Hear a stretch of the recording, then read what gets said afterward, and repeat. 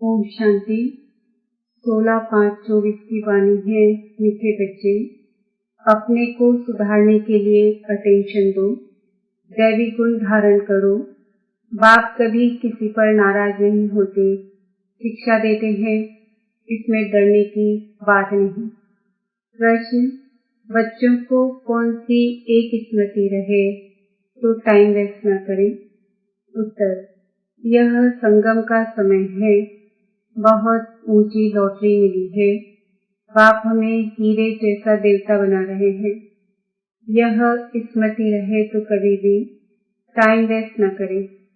यह knowledge source of income है, इसलिए पढ़ाई कभी मिस न हो।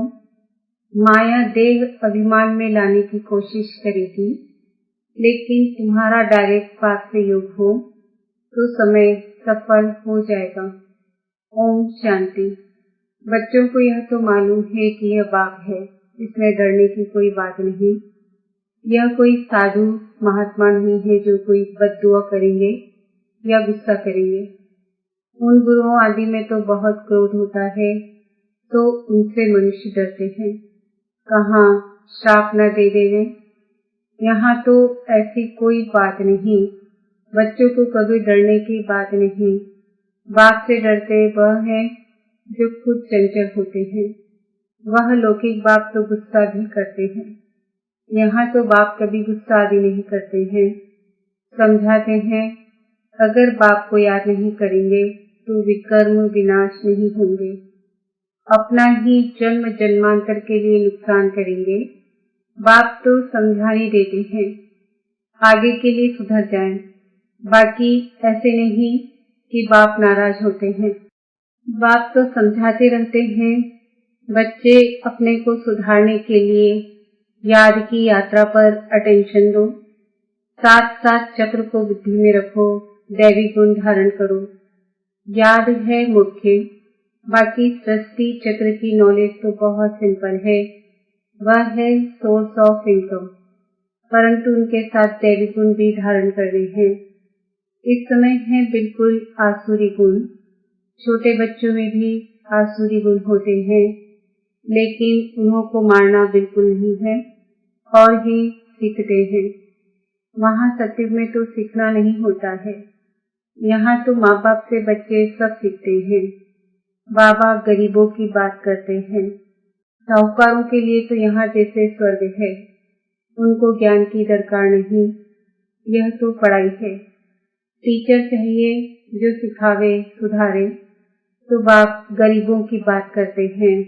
कैसी हालत है, कैसे कैसे बच्चे खराब होते हैं। माँ बाप को सब देखते रहते हैं, फिर छोटेपन में ही सब खराब हो जाते हैं। यह रूहानी बाप कहते हैं, मैं भी गरीब निवाज हूँ, समझाता हूँ। देखो इस दुनिया में मनुष्यों की क्या हालत है। तमो प्रधान दुनिया है। तमो प्रधान की भी कोई हद होती है ना। 1250 वर्ष तो कलयुग को हुए, एक दिन भी कम जास्ती नहीं। दुनिया जब पूरी तमो प्रधान हुई तब बाप को आना पड़ा। बाप कहते हैं, मैं ड्रामा अनुसार बंधायमान हूँ, मुझे आना ही पड़ता है। शुरू में कितने गरीब आए, साहूकार भी आए, दोनों इकट्ठे बैठते थे। बड़े बड़े घर की बच्चियां भागी, कुछ भी ले नहीं आई। कितना हंगामा हो गया। ड्रामा में जो होने का था वह हो गया। ख्याल भी नहीं था ऐसे होगा। बाबा खुद वंडर खाता था क्या हो रहा है। इनों की हिस्ट्री बड़ी वंडरफुल है। यह भी ड्रामा में नूर है। बाबा ने सबको कह दिया, चिट्ठी लिखा कर ले आओ, हम ज्ञान अमृत पीने जाते हैं। फिर उन्हों के पति लोग विलायत से आ गए। वह बोले, विष दो। यह कहे, हमने ज्ञान अमृत पिया है, विष कैसे दे सकते। इस पर इन्हों का एक गीत भी है, इसको कहते हैं चरित्र। शास्त्रों में फिर श्री कृष्ण के चरित्र लिख दिए हैं। श्री कृष्ण की तो बात हो न सके, तो यह सब ड्रामा में नूर है। नाटक में यह सब होता है, हंसी खुड़ी आदि आदि। यह तो दोनों बाप कहते हैं, हमने कुछ भी नहीं किया। यह तो ड्रामा का खेल चल रहा है। छोटे छोटे बच्चे आ गए। अभी वह कितने बड़े बड़े हो गए हैं। बच्चों के कितने वंडरफुल नाम संदेश पुथियां ले आई। फिर जो उनसे भाग गए उनका वह नाम तो है ही नहीं। फिर पुराना नाम शुरू हो गया, इसलिए ब्राह्मणों की माला होती नहीं। तुम्हारे पास कुछ भी नहीं है। पहले माला फेरते थे, अभी तुम माला के दाने बनते हो। वहाँ भक्ति होती नहीं। यह नॉलेज है समझने की, हैवी सेकंड की नॉलेज। फिर उनको कहते हैं ज्ञान का सागर। सारा सागर स्याही बनाओ, जंगल कलम बनाओ तो भी पूरा हो न सके। और फिर हैवी सेकंड के बाद अल्प को जान गए हो तो बेबादशाही जरूर मिलनी चाहिए। तो वह अवस्था जमाने में, अर्थात पतित से पावन होने में मेहनत है। बाप कहते हैं अपने को आत्मा समझ, मुझ अपने बेहद के बाप को याद करो। इसमें है मेहनत। तदबीर कराने वाला टीचर तो है, परंतु किसकी तकदीर में नहीं है तो टीचर भी क्या करे। टीचर तो पढ़ाएंगे, ऐसे तो नहीं रिश्वत लेकर पास कर देंगे। यह तो बच्चे समझते हैं। यह बाप दादा दोनों इकट्ठे हैं। ढेर बच्चों की चिट्ठियां आती है बाप दादा के नाम पर। शिव बाबा केयर ऑफ प्रजापिता ब्रह्मा, बाप से वर्षा लेते हो। इस दादा द्वारा त्रिमूर्ति में है, ब्रह्मा द्वारा स्थापना कराते हैं। ब्रह्मा को क्रिएटर नहीं कहेंगे। बेहद का क्रिएटर तो वह बाप ही है। प्रजापिता ब्रह्मा भी बेहद का हो गया। प्रजापिता ब्रह्मा है तो बहुत प्रजा हो जाएगी। सब कहते हैं ग्रेट ग्रेट ग्रैंडफादर। शिव बाबा को ग्रेट ग्रेट ग्रैंडफादर नहीं कहेंगे। वह तो सभी आत्माओं का बाप हो गया। आत्माएं सभी भाई भाई हैं, फिर बहन भाई होते हैं। बेहद के सिजरे का हेड प्रजापिता ब्रह्मा हो गया। जैसे बिरादरी का सिजरा होता है ना, यह है बेहद का सिजरा। आदम और बीबी, एडम और ईव किसको कहते हैं? ब्रह्मा सरस्वती को कहेंगे। अब सिजरा तो बहुत बड़ा हो गया है। सारा झाड़ जड़ जड़ीभूत हो गया है। फिर नया चाहिए। इसको कहा जाता है वैरायटी धर्मों का झाड़। वैरायटी फीचर्स है, एक न मिले दूसरे से। हर एक की एक्टिविटी का पार्ट एक न मिले दूसरे से। यह बहुत गुह्य बातें हैं। छोटी बुद्धि वाले तो समझ न सके, बहुत मुश्किल है। हम आत्मा छोटी बिंदी हैं, परमपिता परमात्मा भी छोटी बिंदी है। यहाँ बाजू में आकर बैठते हैं। आत्मा कोई छोटी बड़ी नहीं होती है।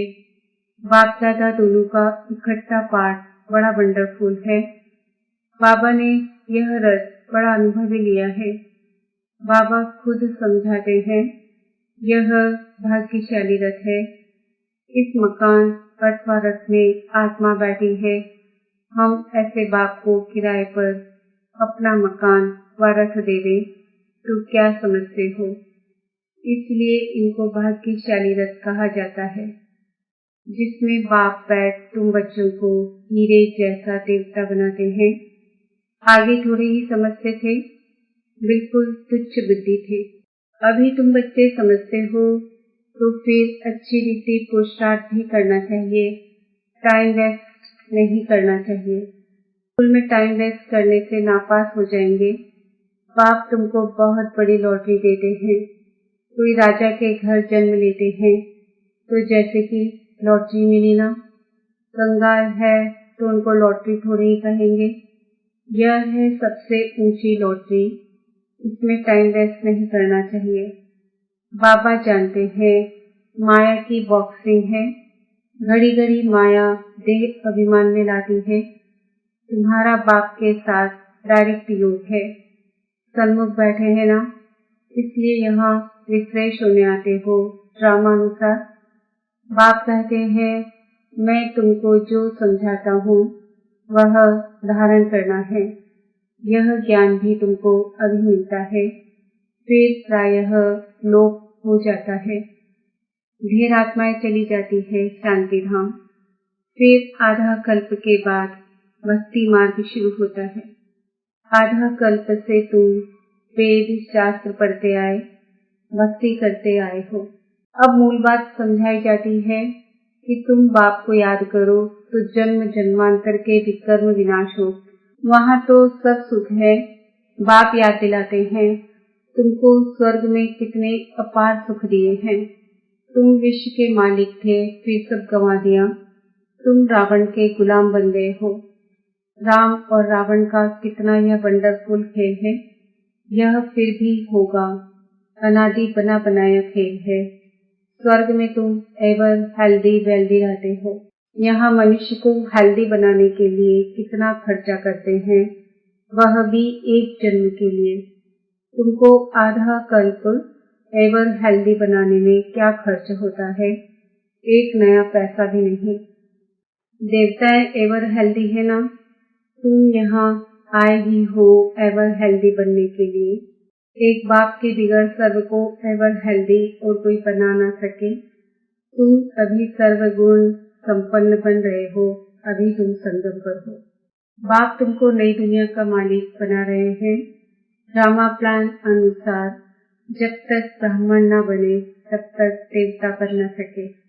जब तक पुरुषोत्तम संगम युग पर बाप से पुरुषोत्तम बनने न आए तो देवता बन न सके।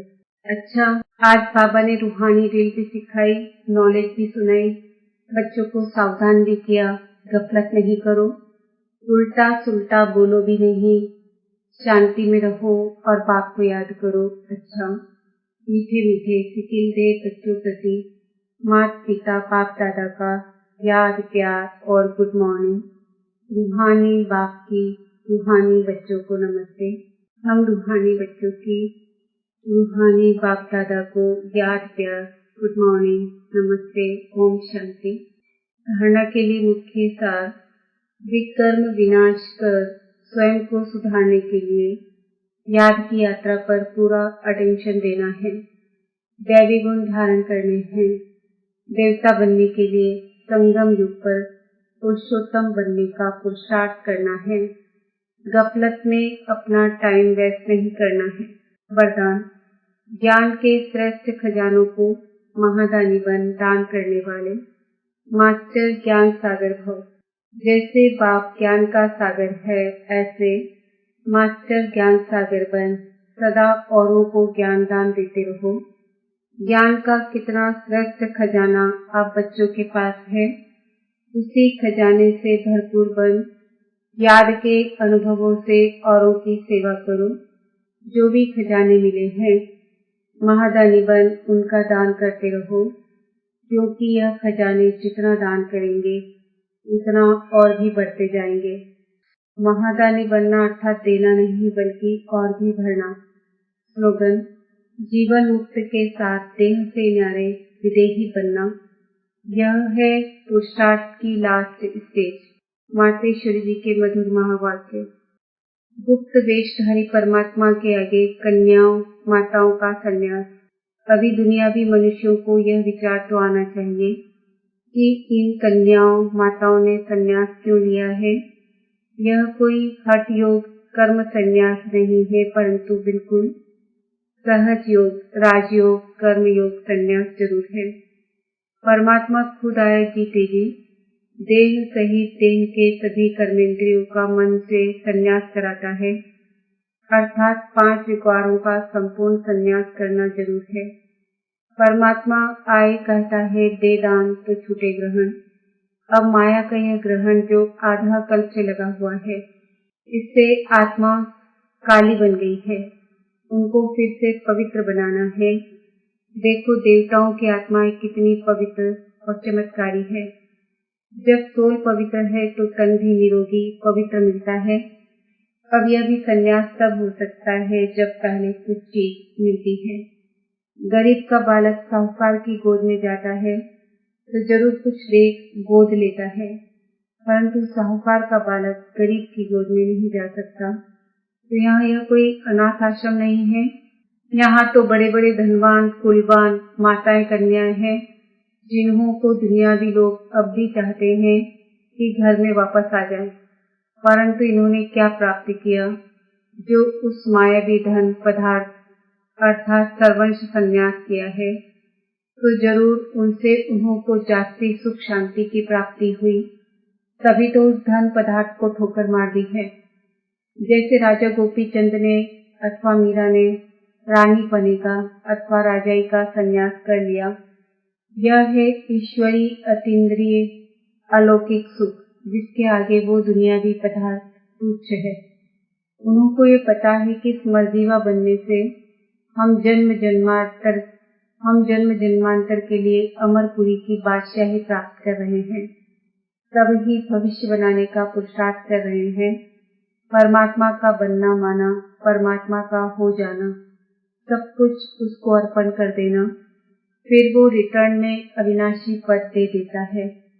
तो यह मनोकामना परमात्मा ही आकर इस संगम समय पर पूर्ण करता है, क्योंकि अपन जानते हैं कि विनाश ज्वाला में तन मन धन सहित भस्मीभूत हो ही जाएगा। तो क्यों न परमात्मा अर्थ सफल करे। अब यह राज भी समझना है कि जब सब विनाश होना है तो हम भी लेकर क्या करें। हमको कोई सन्यासियों के मुआफिक, मंडलेश्वर के मुआफिक या महल बनाए नहीं बैठना है, परंतु ईश्वर अर्थ बीज बोने से वहाँ भविष्य जन्म जन्मांतर इनका बन जाना है। यह है गुप्त राज। प्रभु तो दाता है, एक देवे 100 पावे, परंतु इस ज्ञान में पहले सहन करना पड़ता है। जितना सहन करेंगे उतना अंत में प्रभाव निकलेगा। इसलिए अभी से लेकर पुरुषार्थ करो। अच्छा, ओम शांति।